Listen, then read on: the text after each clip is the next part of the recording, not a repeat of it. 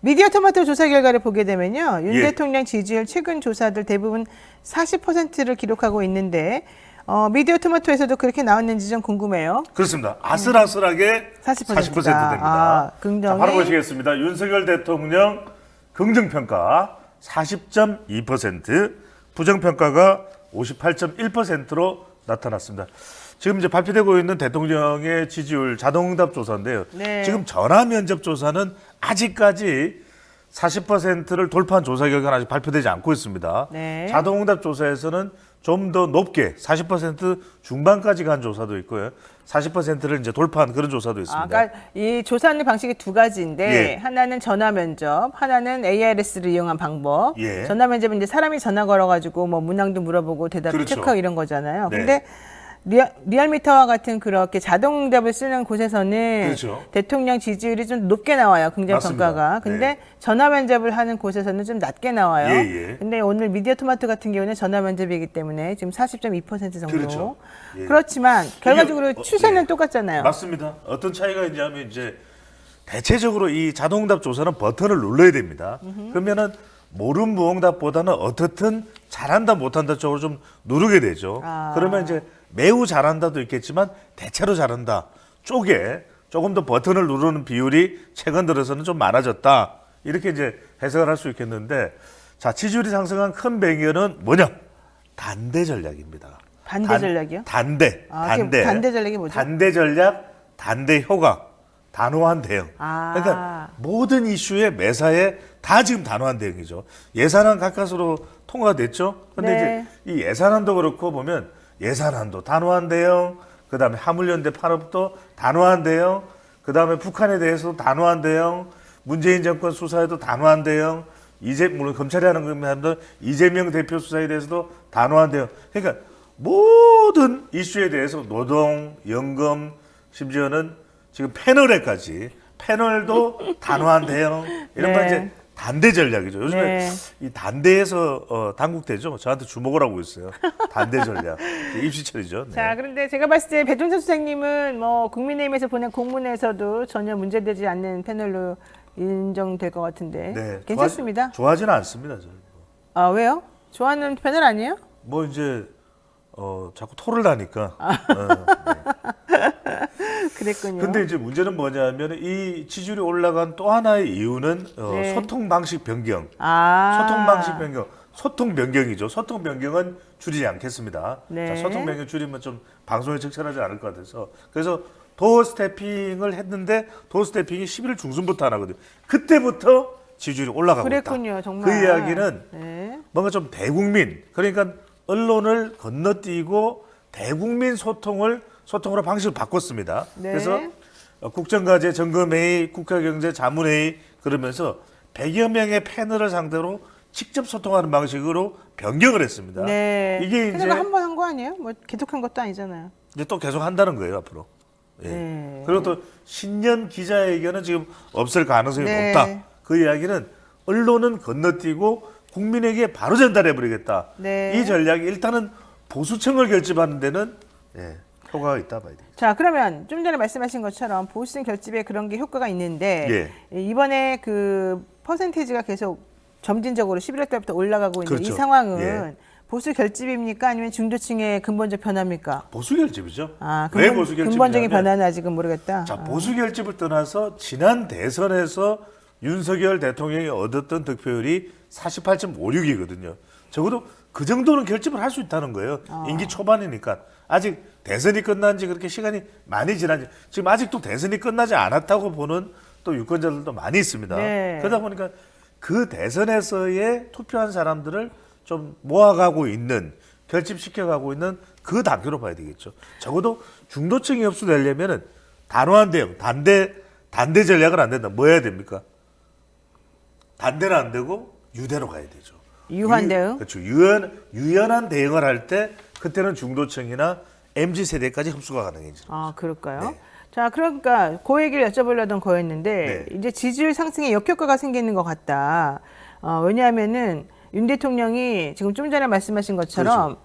단단한 대응하면서 예를 들면 노동개혁이나 뭐 이런 쪽에 신경을 쓰면서 노동자들을 조금 억압하는 쪽으로 강하게 자꾸 대응하는 방식으로 이제 하고 있지 않습니까? 근데 네네. 그것을 하면서 이게 효과가 있다라고 생각한다는 거. 그렇죠. 그렇죠. 그게 사실 저는 좀 역효과가 나고 문제가 커질 수도 있을 것 같은데. 그러니까 이제 핵심을 지금 당장은 좀 예. 올라가더라도. 핵심을 말씀드리면 뭐냐면은 네. 건강보험과 관련해서는 문재인 케어가 이제 타겟이 된 것이고 네. 그 다음에 노동개혁과 관련해서는 뭐가 타겟이냐 민주노총이에요. 다른 거 생각할 필요 없어요. 그냥 민주노총을 무력화시키겠다. 그러면 민주노총을 무력화시키기 위해서 들이댄 잣대가 단호한 대응이에요. 네. 지금 기승전 단호한 대응, 시종일관 단호한 그러니까 대응. 너무 강력하게 약한 사람들만 치는 거 아니냐. 그러니까요. 그래서 여기는 유연한 대응은 없는 거예요. 아. 근데 그든 말씀드리지만 너무 우리가 이야기를 합니다. 자, 과유불급을 이야기하죠. 이게 틀린 말들이 아니에요. 너무 딱딱하면 그건 부러진다. 이런 이야기를 하기 때문에 우리가 제일 무서운 게 뭐냐? 외유내강입니다. 네. 그러니까 오히려 유연한 대응이 더 무서워요. 그런데 계속해서 단호한 대응을 한다는 건 어느 시점까지는 먹혀요. 하지만 일정한 시점을 지나고 나면 그건 아니야. 네. 여러분들이 볼 때도 배종찬 소장이 머리를 딱딱하게 세웠기 때문에 단호한 대응만 생각하지만 제가 사실 유연하잖아요. 네. 그래서 우리 시청자분들이 좋아한단 말이에요. 그죠? 맞아요. 그렇게 유연해 보이지는 않지만 전혀 어쨌든 포옹을 안 했습니다. 왔다 갔다 한다는 느낌이 좀 있습니다. 알겠습니다. 네. 계속 그 이야기를 계속 하시네요. 네, 알겠습니다. 네. 아, 그럼 이제 바꿀 겁니까? 제가 아예 그냥 공식적으로 표명할게요. 네, 네. 저는 왔다 갔다 합니다. 아, 계속 그렇게 할 겁니까? 예, 예. 아, 왔다 갔다 그게 합니다. 좋은가요? 아니 그게 아니라 계속 그렇게 이야기를 하시니까 저는 그걸 그럼 원래는 어떤 사람이에요? 원래는 착한 사람이죠. 아니, 왔다 갔다 너무 사람은 착하죠. 아니고? 예. 아, 착한 건 맞지. 나쁜 남자도 못 해봤어요 저는. 아, 착한 남자. 알겠어요. 어쨌든 왔다 갔다 하는 착한 남자로 살겠다. 예. 알겠습니다. 네. 자, 지지율 상승 역효과 얘기했고요. 이제 문제는 어제 있었던 예. 이 검찰의 이재명 대표 소환 통보 관련된 내용입니다. 그렇죠. 성남 FC 후원금 의혹 관련해서 이재명 대표를 소환 통보했습니다. 그랬더니 야당에서는 이거 야당을 파기하려는 공작이다. 이거 예. 너무 심한 거 아니냐. 오로지 정치 보복만 하냐, 정적 제거만 하냐. 이런 얘기 지금 하고 있거든요. 예. 자, 이 어제 그런 소환 조사라든가 이재명 대표에 이렇게 물고 늘어지는 이런 검찰의 수사 방식, 네. 이거 어떤 영향을 미치겠습니까? 저는 이건 조금 두 가지 차원으로 봐요. 한 가지는 분명히 우리가 이제 검찰 수사에 대해서는 공정성과 형평성은 이야기할 겁니다. 그런데 제가 두 가지 차원으로 본다는 말씀은 뭐냐면 여론조사를 하면은 조금은 더 야당 탄압이라는 의견이 높을 것 같아요. 그런데 왜? 아직까지는 대통령에 대한 부정평가가 높으니까. 그런데 두 가지 차원에서 말씀드리는 건 뭐냐면 중도에서도 이재명 대표와 관련된 수사에 대해서는 리스크가 됩니다. 그래서 이 부분은 또 그렇게 되면은 또 수사를 받는다. 뭐가 있어? 또 성남 FC까지 무슨 일이 혐의가 있는 거야? 이러면 중도층은 좀 부정적으로 영향을 미칠 가능성이 있고 네. 조금이라도 더 저는 지지층들은 더 결집을 할 거다. 그러니까 이 부분이 저는 핵심인데 중도층입니다. 결국은 계속 수사를 받기 때문에 중도층까지 정치적으로 야당 탄압이라고 생각하냐면 꼭 그렇지만은 않은 것 같아요. 중도층은 어떻게 생각해요, 그러면? 중도층은 이건 해소돼야 된다. 왜? 중도층은 뭐 검찰이 옳다 또는 이재명 대표가 옳다 그런 차원은 아니지만 적어도 규명은 돼야 된다. 네. 소명은 돼야 된다 이렇게 보고 있습니다. 자, 그런데 지금 말씀은 이제 중도층도 조금 좀 헷갈리고 있다. 내지는 그렇죠. 중도층은 이제 관망하면서 진행되는 상황을 보는 거죠. 그렇게 얘기하고 예. 있는데 민주당 내부에서도 조금 그런 태도를 취하는 사람들이 있는 것 같아요. 그렇죠. 지금 의원들 얘기를 들어보게 네. 되면. 그래서 이재명 대표에 대한 검찰 압박이 거세지면 거세질수록 민주당 내부 분열도 지금 예. 계속 나오는 거 아니냐. 그렇죠. 이러면 오히려 이게 또 영향을 좀 악영향을 미치지 않겠느냐. 민주당 쪽에. 민주당 내부에서도 왔다 갔다 하시는 분들이 있네요. 네, 맞아요. 예. 그러니까 이게 뭐냐면은 바로 지지율이거든요. 그러니까 지금 민주당 지지율이 발표되고 있는데 우리 뭐 미디어 토마토도 지지율이 나오고 있고 또 다른 조사도 이제 지지율이 나오는데 최근의 흐름만 놓고 보면은 물론 이게 모든 조사가 그렇다는 건 아닙니다. 대체로 민주당의 지지율이 좀 정체돼 있어요. 네. 그러면은 일단 국회의원들한테 제일 중요한 건 뭡니까? 공천이겠죠. 또 이제 지방선거 승리겠죠. 네. 그러니까 이제 총선 승리겠죠. 그러니까 어떤 이야기가 나오냐면 뭐 조홍천 의원이 됐든 이원욱 또 박영선 전 의원이 됐든 선수리가 나와요. 네. 그래서 저는 이렇게 검찰 수사가 더 옥죄어 오고 또 뭔가 혐의가 추가적인 수사로 나오고 또 지지율도 조금 주춤하면 더 목소리가 나오겠죠. 알겠습니다. 자, 앞서 이현주 전 의원하고 이야기 나눴습니다만은 국민의힘 차기 당대표 관련해서 유승민 전 의원 1등이었는데 미디어 토마토에서도 유승민 대 친윤 단일 후보에 대한 조사를 해봤어요. 요거 한번 결과 보여주실까요? 자, 화면 보시는 것처럼 유승민 의원에 대해서 42.5%의 지지를. 근데 친윤 단일화 후보가 나와도 28.6%여서 유승민 후보가 이기는 걸로 나오네요. 자, 이 조사 결과가 보여주는 내용이 상당히 많습니다. 뭘까요, 저거는? 자, 무슨 말씀이냐면은 당원 자, 이건 그냥 여론조사입니다. 지금 룰은 이 여론조사가 아니라 여론조사 빼버렸어요. 그러니까 지금의 조사는 포함이 안 되는 겁니다. 그러니까 결국 당원 100%의 결선 투표가 있다. 지금 저를 보여주시지 말고 그래프를 한 번 더 보여주십시오. 그래프요. 그래프를 보여주시면 자, 유승민 42.5라는 거는 그래도 이게 당원 결과는 아니지만 상당히 지금 여론의 지지를 모아가고 있다. 그것은 당원에게 주는 영향도 만만치가 않습니다. 이 첫 번째 여기서 우리가 결과를 얻을 수 있는 인사이트. 첫 번째는 유승민 전 의원이 결선에 올라갈 가능성이 있다. 나가면. 두 번째, 자 친윤 단일 후보가 28.6%죠. 그러니까 지금 총선에서 영향력을 발휘할 수 있는 차기 친윤 당대표가 나오기를 윤석열 대통령과 윤핵관들은 바라고 있는데 성에 차지 않는다. 28.6%는 감에 없다. 자기 당대표 감이 친윤 내에서는 없다. 이야기가 나오는데 자, 이 점이 중요합니다. 그래서 뭘 도입했죠? 그래서 결선 투표를 도입한 겁니다. 그러니까 그래서 당심으로만 100% 하기로 하고 그다음에 결선 투표하기로 했어요. 그래서 그걸 한번 보죠. 국민의힘 지지층을 한번 보겠습니다. 국민의힘 지지층으로 국민의힘 지지층보다도 더 국민의힘 지지층인 사람들이 누구? 화면을 좀 크게 해줄 수 없나요? 빨간 표시 있는 당원입니다. 글씨가 하나도 안 보이네. 어쨌든 국민의힘 제가 그냥 설명드리겠습니다. 자, 국민의힘 지지층으로 압축을 했더니 좁혔더니 친윤 단일 후보 64.5, 그 다음에 유승민 9.4, 잘 모름이 26.1. 자, 아까랑 뒤집어졌네요. 자, 무슨 말씀을 드리느냐? 결선 상황처럼 이렇게 만들어봤더니 64.5가 나와버렸잖아요. 참 단위로 보니까 제가 결선 투표라는 말씀을 드린 건 그 이야기는 뭐냐? 자, 당원 100%를 하고 그래도 이거 뭐 어떻게 될지 몰라. 이게 결선 투표 없으면 어떻게 될지 몰라. 후보들이 난립되면 어떻게 될지 몰라. 그래서 결선까지 투표까지 도입이 됐다. 이 이야기를 이번에 바꾼 전당대회 룰이 표면적으로는 당심, 우리 당원들의 마음으로 당대표를 뽑아야 될 거 아니에요? 하지만 속뜻은 뭐다? 유승민을 배제하겠다는 거죠. 그러니까 유승민을 배제하기 때문에 좀 전에 나왔던 그냥 전체적으로 특별히 이렇게 조작을 가지 않고 내지는 그냥 있는 그대로를 한번 알아보려는 거에서는 유승민 의원이 월등히 높았는데 당신만 가지고 판단해보게 되면 유승민 의원은 거의 배제되니까 어렵다는 거죠. 결선에 올라가면 결선까지는 올라갈 수 있지만 결선에서는 힘들다. 결선 올라가지 않아도 제가 봤을 때는 그럴 것 같은데 어쨌든 유승민 의원 입장에서 보자면 매우 불쾌하고 짜증날 것 같습니다.